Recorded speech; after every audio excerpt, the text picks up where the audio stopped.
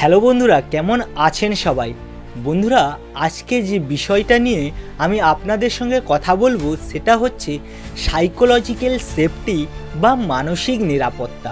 আপনার কি কখনো এরকম মনে হয়েছে যে আপনি আপনার মনের কথা কারুর সামনে খুলে বলতে পারছেন না, অথবা আপনি আপনার অফিসে বসের সামনে আপনার মতামত দিতে দ্বিধাবোধ করছেন, কিংবা আপনি আপনার ফ্যামিলি মেম্বারের সামনে আপনার স্বপ্নের কথা বলতে পারছেন না?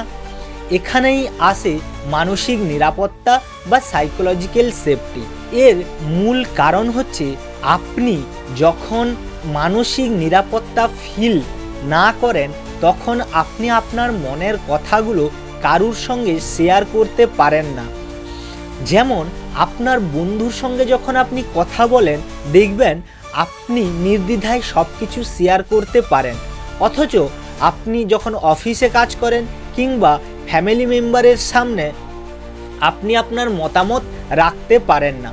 কারণ আপনি বন্ধুর কাছে যে মানসিক নিরাপত্তাটা পেয়ে থাকেন সেটা কর্মক্ষেত্র অথবা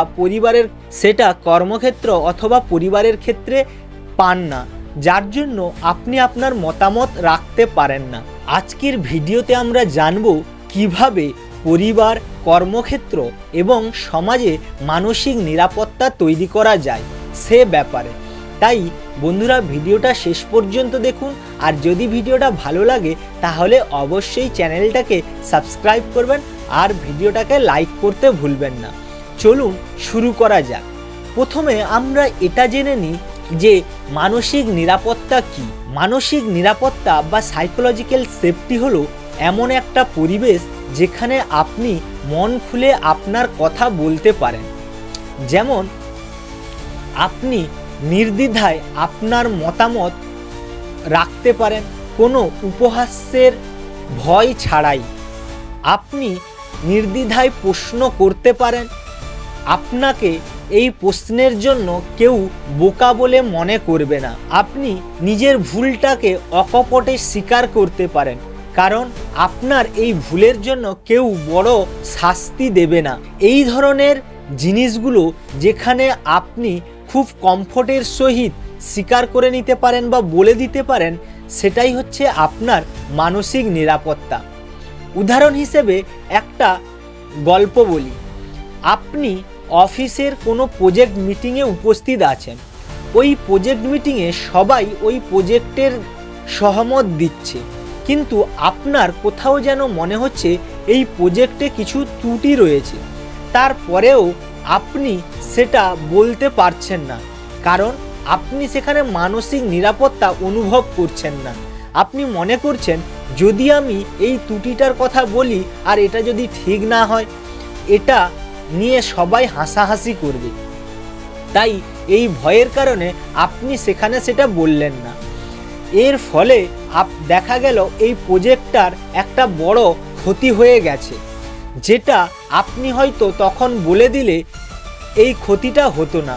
যেহেতু আপনি মানসিক নিরাপত্তার কমফোর্ট জোন পাননি, তাই সেটা আপনি তাদের সামনে উল্লেখ করতে পারেননি। এই কারণে আমাদের প্রতিটা ক্ষেত্রে মানসিক নিরাপত্তার প্রয়োজন, আর এই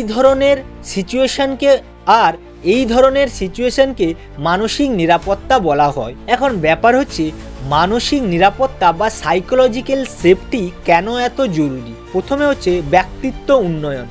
আমাদের বাঙালি সমাজে একটা নিয়ম রয়েছে যে বড়দের সামনে কথা বলতে নেই, যার কারণে বিভিন্ন ধরনের অসুবিধার সৃষ্টি হতে পারে। যেমন ধরুন, আপনি আত্মবিশ্বাস বৃদ্ধি করতে পারবেন না, আপনার সৃজনশীলতা বাড়বে না, আপনার মধ্যে যে নেতৃত্ব গুণাবলী রয়েছে সেগুলো প্রকাশ পাবে না। তাই ব্যক্তিত্ব উন্নয়নের জন্য মানসিক নিরাপত্তা খুবই প্রয়োজন। তার কারণ আপনি যখন এই জিনিসগুলো প্রকাশ করতে পারবেন, দেখবেন আপনার মধ্যে একটা কনফিডেন্স এসছে, যেটা আপনাকে ভালো মানুষ অথবা লিডার হতে সাহায্য করবে। আপনার কথা যখন সবার সামনে রাখবেন এবং সবাই বুঝবে যে আপনার মধ্যে একটা আলাদা ধরনের ব্যক্তিত্ব রয়েছে। তাই ব্যক্তিত্ব বিকাশের ক্ষেত্রে মানসিক নিরাপত্তা খুবই প্রয়োজন আছে। পরিবারের ক্ষেত্রে আপনারা দেখে থাকবেন আমাদের বাঙালি সমাজে বাচ্চারা বেশিরভাগ সময় বাবা মায়ের সঙ্গে বেশিরভাগ মতামত শেয়ার করতে পারে না। তারা বাবা মাকে ভয় পায় অথবা তারা সেই কমফোর্ট জোন অনুভব করে না যে এই কথাগুলো বাবা মায়ের সঙ্গে শেয়ার করি, যার ফলে এই বাচ্চারা জীবনে অনেক বড় ভুল সিদ্ধান্ত নিয়ে বসে। সেক্ষেত্রে যদি মানসিক নিরাপত্তা থাকতো তাহলে খুব সহজে তারা তাদের মনের কথা বাবা মায়ের সঙ্গে শেয়ার করতে পারত, যার কারণে এই পরিবারগুলোতে একটা গ্যাপ তৈরি হয়। তাই আমাদের প্রত্যেকের পরিবারে এই মানসিক নিরাপত্তা খুবই প্রয়োজন। এবার আসছি কর্মক্ষেত্র। গুগলের একটা গবেষণায় দেখা গেছে যে অফিসে মানসিক নিরাপত্তার রীতি রয়েছে সেই অফিসে অনেক বেশি ভালো কাজ হয় এবং যে টিম লিডার তাদের টিমকে এভাবেই তৈরি করেছে, একটা মানসিক নিরাপত্তা দিয়েছে, তারা তাদের মতামত শেয়ার করতে পারে, সেই টিম অনেক বেশি ভালো পারফরমেন্স করে অন্যান্য টিমের তুলনায়। তাই কর্মক্ষেত্রেও আমাদের মানসিক নিরাপত্তার প্রয়োজন রয়েছে। এবার আসছি কিভাবে মানসিক নিরাপত্তা তৈরি করা সম্ভব। পরিবারের ক্ষেত্রে আপনি যদি পিতামাতা হন সেক্ষেত্রে আপনি যা করতে পারেন, প্রথমত আপনার বাচ্চারা যখন আপনার সঙ্গে কথা বলবে তখন মন দিয়ে তাদের কথা শুনুন। আপনি ফোন বা ইলেকট্রনিক্স কোনো গ্যাজেট চালাবেন না। তাদের কথা বলার সময় কোনো ধরনের বাধা দেবেন না। তাদেরকে এভাবে বলে নিরুৎসাহিত করবেন না যে তুই কিছু বুঝিস না, তাহলে তারা তাদের বক্তব্য আপনার সামনে খুলে রাখবে না এবং আপনি তার প্রকৃত সমাধানও করতে পারবেন না। তাই বাচ্চাদেরকে এভাবে উৎসাহ দিন যাতে তারা তাদের সমস্যাগুলোকে আপনার সামনে খুব সহজে বলতে পারে। আমাদের বাঙালি সমাজে যখন বাচ্চারা পরীক্ষায় অনেক কম নম্বর পায় তখন পিতামাতা হিসেবে আপনি যে ভুল প্রতিক্রিয়াটা দেন সেটা হচ্ছে যে আমি তোর পিছনে এত টাকা খরচ করছি তারপরেও তুই এই নাম্বার পেয়েছিস। সে জায়গায় আপনি যদি সঠিক প্রতিক্রিয়া হিসেবে এটা বলেন যে কি হয়েছে বলতো, তোর এত কম নাম্বার পাওয়ার পেছনে কারণ কি, চল আমরা খুঁজে দেখি এবং এর পরের বার যাতে এক্সামে তুই ভালো নাম্বার পাস সে বিষয়ে বোঝার চেষ্টা করি। তাহলে দেখবেন বাচ্চারা আপনার সঙ্গে অনেক সহজে কমিউনিকেট করবে কোনো ভয় ও দ্বিধা ছাড়া এবং তাদের মনোবল বাড়বে যাতে সে নেক্সট পরীক্ষায় আরও ভালো ফলাফল করতে পারে। এরপর বাচ্চাদের প্রশ্ন করতে উৎসাহিত করুন। অনেক সময় বাচ্চারা এমন কিছু প্রশ্ন করে বসে যার হয়তো আপনার উত্তর জানা নেই। সেক্ষেত্রে আপনি তাকে এভাবে বলতে পারেন যে চল আমিও এই প্রশ্নের উত্তরটা ঠিক জানি না, খুঁজে বার করি এর উত্তরটা কি হবে। অথবা যখন কোনো প্রশ্ন করবে তখন সেই প্রশ্নকে বোকা বোকা প্রশ্ন করিস না তো, এইভাবে বলে তাকে দ্বিধান্বিত করবেন না। তাহলে কি হবে, সে দ্বিতীয়বার আপনাকে আর কোনো প্রশ্ন জিজ্ঞেস করবে না। প্রশ্ন কখনোই বোকা হয় না। এছাড়া আপনি যা করতে পারেন তা হচ্ছে প্রত্যেক রবিবার ফ্যামিলি বৈঠকে বসুন এবং প্রতিটা সদস্যের মতামত শুনুন কে কি বলছে এবং তারপর আপনি তাদেরকে সাজেশান দিন যে কোন দিকটাই এগোলে ভালো হবে। সবার মতামতকে গুরুত্ব দিন। এই নয় কেউ পরিবারের ছোট সদস্য বলে তার কথা আপনি শুনবেন না বা তাকে গুরুত্ব দেবেন না, এটা কিন্তু করলে চলবে না। আপনাকে প্রতিটা মেম্বারের কথা শুনতে হবে, তারপর তাদের মতো করে যেটা ভালো হয় আপনি তাদের সামনে রাখতে পারেন। এবার এতক্ষণ আমি যেগুলো বললাম সেগুলো বাবা মা হিসেবে আপনি যা করলে মানসিক নিরাপত্তা বা সাইকোলজিক্যাল সেফটি তৈরি হতে পারে। এবার আসছি একজন স্বামী স্ত্রী হিসেবে আপনারা কি করতে পারেন। দেখুন, আমরা দেখেছি একটা রিলেশনশিপে বেশিরভাগ সময় এভাবেই চলতে থাকে যে তুমি কিছু জানো না। জায়গায় আপনি যদি এভাবে বলেন যে আপনি যা বলছেন তা ঠিকই আছে, কিন্তু আমার এক্ষেত্রে একটা ভিন্ন মত রয়েছে। সেক্ষেত্রে কি হবে, দুজনের একটা মিউচুয়াল আন্ডারস্ট্যান্ডিং হয়ে একটা ভালো রেজাল্টে পৌঁছাতে পারবেন। তা না হলে দুজনের ক্ষেত্রে মনোমালিন্য তৈরি হবে এবং এই সম্পর্কের মধ্যে একটা ভাঙনের সৃষ্টি হতে পারে। অথবা আপনার স্ত্রী যদি চাকরি করতে চায় তাহলে আপনি তাকে সাপোর্ট করুন, আর স্বামী যদি কোনো নতুন কিছু শিখতে চায় তাহলে তাকে উৎসাহ দিন। এভাবে দেখবেন আপনাদের সম্পর্ক সুদৃঢ় হয়ে উঠবে এবং আপনাদের মধ্যে একটা মানসিক নিরাপত্তা তৈরি হবে। আপনারা সবসময় একে অপরের সঙ্গে সমস্ত ধরনের কথাবার্তা শেয়ার করুন নির্দ্বিধায়, কোনো ধরনের সংকোচ ছাড়া, যাতে আপনারা বুঝতে পারেন যে একে অপরের সঙ্গে কতটা ভালো সুসম্পর্কের সহিত জীবনটাকে সুন্দর করে গড়া যায়। এবার আসছি কর্মক্ষেত্রে। আপনি একজন ম্যানেজার অথবা লিডার হিসেবে যা করতে পারেন যাতে এই সাইকোলজিক্যাল সেফটি বা মানসিক নিরাপত্তা প্রত্যেকের মধ্যে তৈরি হয়, প্রথম হচ্ছে ওপেন কমিউনিকেশান। আমরা অনেক সময় এটা বলে দিই, অ্যাজ এ বস বা লিডার হিসেবে আমার দরজা তো সবসময় খোলা আছে। শুধু বললেই হবে না, প্রত্যেকটা ব্যক্তিকে আপনাকে সাহায্যের জন্য হাত বাড়িয়ে দিতে হবে। কেউ আপনার কাছে তার সমস্যা নিয়ে এলে তাকে দূরে সরিয়ে দেবেন না, আপনি যতটা সম্ভব তাকে সাহায্য করার চেষ্টা করুন। যখন আপনার এমপ্লয়ি বা কর্মী আপনার সামনে কোনো সমস্যা নিয়ে এসেছে সেটা ভালো করে শুনুন। হঠাৎ আপনি রেগে যাবেন না, তাকে এভাবে বলবেন না যে এই সামান্য কাজটা তোমার দ্বারা হয় না। তাহলে কি হবে, আপনি কখনোই মানসিক নিরাপত্তা তৈরি করতে পারবেন না। সে জায়গায় আপনি যদি তাকে এভাবে বলেন যে তোমার কি ধরনের সাহায্য লাগবে বলো, আমি তোমাকে সাহায্য করার জন্য প্রস্তুত। 2 নম্বর হচ্ছে কর্মক্ষেত্রে ভুলের অধিকার। কোনো কোম্পানিতে কাজ করতে গিয়ে কোনো কর্মী যদি ভুল করে ফেলে এবং আপনি যদি বুঝতে পারেন যে সে ইচ্ছাকৃতভাবে এই ভুলটি করেনি, তাহলে তাকে ক্ষমা করে দিন। তার ভুলের জন্য তাকে বড় কোনো শাস্তি না দিয়ে তাকে এভাবে বলুন যে তুমি এই ভুলটা করেছো, ঠিক আছে, দ্বিতীয়বার এই ভুলটা করো না। যখন তুমি এই কাজগুলো পারবে না তখন আমার সাহায্য নিও। তাহলে দেখবেন সে অনেক বেটার ফিল করবে এবং নেক্সট টাইম ভুল করার আগে সে আপনাকে অবশ্যই ইনফর্ম করবে, যাতে আপনি সেটাকে রেকটিফিকেশন করে দিতে পারেন। আপনাদের সঙ্গে একটা গল্প বলি। জাপানের হোন্ডা কোম্পানিতে একজন কর্মী একটা ছোট্ট ভুলের জন্য কোম্পানির $1 মিলিয়ন লস করে দিয়েছিল। সেই কোম্পানিতে কর্মরত সমস্ত কর্মীরা ভেবেছিল এই কর্মীকে নিশ্চয়ই চাকরি থেকে বরখাস্ত করে দেবে, কিন্তু সে জায়গায় কোম্পানি তাকে প্রমোশন দিয়ে এটা বলেছিল যে দেখো, তোমার শিক্ষার জন্য আমরা অনেক টাকা খরচ করেছি, এরপরও তুমি আমাদের কোম্পানি ছেড়ে চলে যাবে।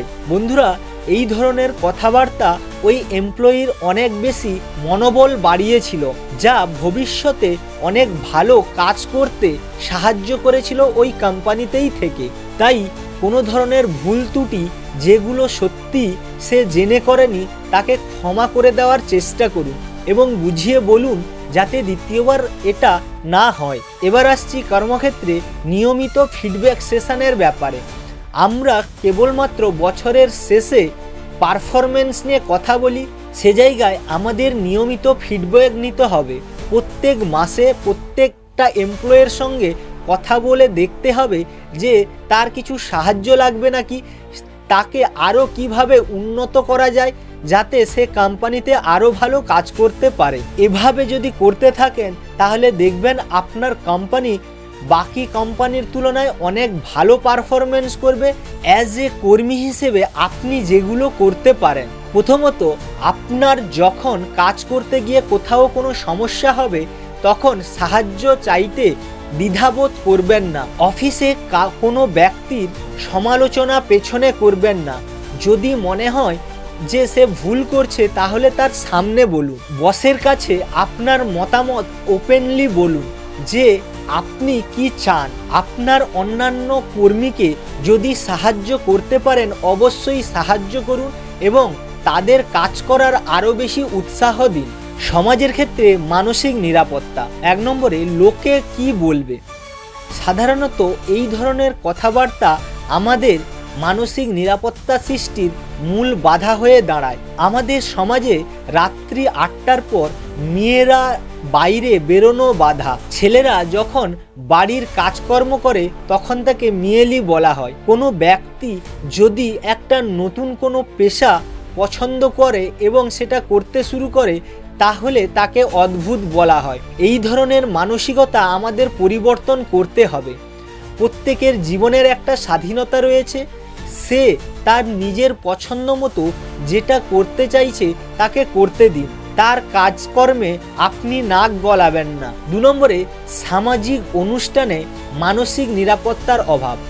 বন্ধুরা, আমরা দেখেছি যখন আমরা কোনো সামাজিক অনুষ্ঠান অর্থাৎ ধরুন একটা বিয়ে বাড়িতে গেছেন, দেখবেন সাধারণত এই ধরনের প্রশ্নগুলো আমরা করে থাকি যে কিরে তোর চাকরি কেমন চলছে, বিয়ে কবে করবি, বয়স তো অনেক হলো, বাচ্চা কবে হবে।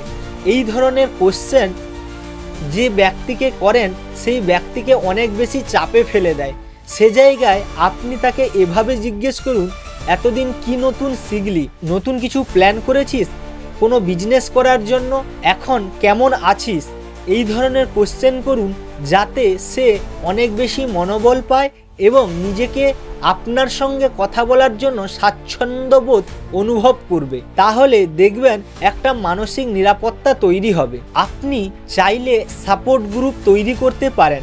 আপনার পাড়ার যেসব ব্যক্তিরা সমস্যায় পড়ে তাদেরকে কিভাবে আপনি সাপোর্ট করতে পারেন সে বিষয়ে একটা আলোচনা সভা রাখতে পারেন। বয়স্ক লোকের গল্পের আসরের কোনো কিছু ব্যবস্থা করতে পারেন। এভাবে করে আপনি একটা পাড়ায় সাহায্যের হাত বাড়িয়ে দিতে পারেন যাতে প্রত্যেকেই আপনাকে একটা আলাদা দৃষ্টিভঙ্গিতে দেখে যে আপনি আপনার কাছে নির্দ্বিধায় তারা তাদের সমস্ত কথা খুলে বলতে পারে। দৈনন্দিন জীবনে কিভাবে মানসিক নিরাপত্তা তৈরি করতে পারেন। যখন কেউ আপনার সঙ্গে কথা বলে তখন আপনি আপনার ফোনটাকে সাইডে রাখুন, তার কথাকে মনোযোগ সহকারে শুনুন, কথার মাঝে মাঝে হুঁ আচ্ছা এভাবে বলে সম্বোধন করুন। আপনি কথার শেষে তাকে এভাবে বলুন, ও আচ্ছা তুই এটা বোঝাতে চাইছিস। এভাবে যদি আপনি কমিউনিকেট করতে থাকেন তাহলে আপনার সঙ্গে ওর কথা বলার একটা সুদৃঢ় সম্পর্ক তৈরি হবে। ইমোশন রেগুলেট করুন। হঠাৎ যখন আপনার রাগ হবে তখন 10 সেকেন্ড চেপে যান, কোনো কিছু প্রতিক্রিয়া ছাড়া চুপ করে থাকুন। রেগে গেলে সামনের ব্যক্তিকে বলুন যে আমি এখন রেগে আছি, আমি কিছুক্ষণ পরে তোমার সঙ্গে কথা বলছি। এভাবে নিজের ইমোশনকে কন্ট্রোল করতে শিখুন। এরপর আপনি যেটা করতে পারেন, এমপ্যাথি দেখান। সবসময় নিজের মতামতকে প্রকাশ করার চেষ্টা করবেন না। সামনের ব্যক্তি কি বলছে সেটা শুনুন, তার জায়গায় নিজেকে রেখে ভাবুন যে সত্যি কতটা কষ্টকর। এভাবে যদি আপনি এমপ্যাথি সৃষ্টি করতে পারেন তাহলে মানসিক নিরাপত্তা তৈরি হবে এবং সামনের ব্যক্তি আপনার সঙ্গে সহজে সম্পর্ক স্থাপন করবে। নিজের সীমানা জানতে হবে। যখন আপনার মনে হবে যে এটা অতিরিক্ত হয়ে যাচ্ছে তাহলে তাকে স্পষ্ট করে বলুন যে আপনি আমার লিমিট ছাড়িয়ে যাচ্ছেন। তাহলে দেখবেন যে সামনের ব্যক্তিও আপনাকে সম্মান করে কথা বলছে এবং দ্বিতীয়বার সে এই লিমিট ক্রস করবে না। তো বন্ধুরা, এই মানসিক নিরাপত্তা কোনো একদিনের ব্যাপার নয়, এটা দীর্ঘদিন আপনাকে চর্চা করতে হবে। তারপর আপনি এই ধরনের মানসিক নিরাপত্তা সৃষ্টি করতে পারবেন। আর এটা কেবলমাত্র আপনার একার দ্বারা সম্ভব হবে না। আপনি শুরু করুন, বাকি লোকেরা আপনাকে দেখে শুরু করবে। এভাবে আপনি যদি ধীরে ধীরে মানসিক নিরাপত্তা তৈরি করতে পারেন, দেখবেন আপনাকে সকল মানুষ আলাদা চোখে দেখবে এবং আপনাকে শ্রদ্ধা ও অনেক বেশি ভালোবাসবে।